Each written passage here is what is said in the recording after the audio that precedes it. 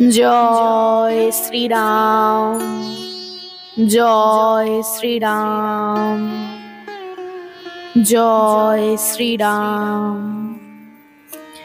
আসুন আপনাদের শোনাই রামনবমীর ব্রতকথা। রামনবমীর দিনে উপবাসী থেকে এই ব্রত করতে হয়। পিতৃপুরুষের তর্পণ করতে হয়।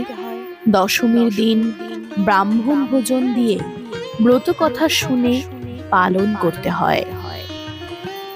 ব্রতের জন্য প্রয়োজনীয় দ্রব্য: পঞ্চগুড়ি, পঞ্চগব্য, তিল, হরিতকি, ফুল, দূর্বা, তুলসী, বেলপাতা, ফুলমালা, ধূপ, দীপ, ধূনা, দধি, মধু, চিনি, ঘৃত, রামচন্দ্রের ধুতি, সীতার ও কৌশল্যার শাড়ি, আসনাঙ্গুরীয়, মধুপর্ক বাটি, নৈবেদ্য, কুচা নৈবেদ্য, উপকরণ ও ভোগের দ্রব্য এবং দক্ষিণা।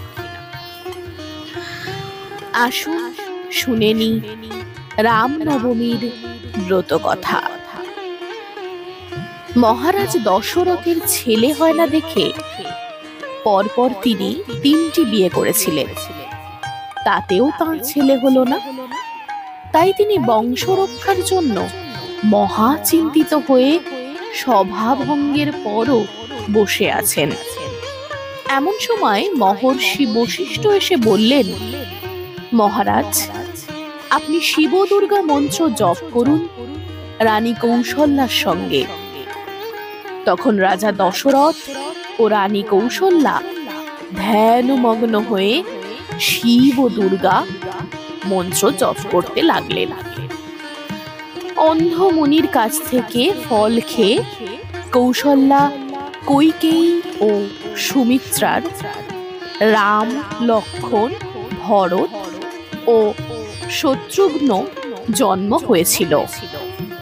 তবে রাজা ও রানীকে পুত্রষ্টি যজ্ঞ করতে হয়েছিল। তাঁদের কঠোর তপস্যায় ভোলানাথের হৃদয় প্রসন্ন হল। তিনি রাজা দশরথের ও রানী কৌশল্যার সামনে আবির্ভূত হলেন। কৈলাসপতিকে দেখে রাজা দশরথ আনন্দে অধীর হয়ে বললেন, ভগবান, আপনাকে দর্শন করে আজ আমি ধন্য হলাম। শিব বললেন, রাজন, তোমার কি প্রার্থনা বলো আমায়। রাজা দশরথ বললেন, হে দেব, যাতে আমি পুত্র লাভ করতে পারি তার উপায় বলুন। মহাদেব বললেন, রাজন, আপনি পুত্রষ্টি যজ্ঞ করুন। এই বলে শিব অদৃশ্য হলেন। তখন মহারাজ দশরথ রানী কৌশল্যার সঙ্গে একত্র হয়ে যথাবিধানে পুত্রষ্টি যজ্ঞের আয়োজন করলেন। যজ্ঞের ফলে অচিরেই রানী কৌশল্যার গর্ভ হল। এরপর 10 মাস 10 দিন চৈত্র মাসের শুক্লপক্ষের নবমী তিথিতে পুনর্বা নক্ষত্রে শুভ লগ্নে কৌশল্যার গর্ভ হতে স্বয়ং ভগবান রাম রূপে ভূমিষ্ঠ হলেন। রাজ্যময় মহা উৎসব পড়ে গেল।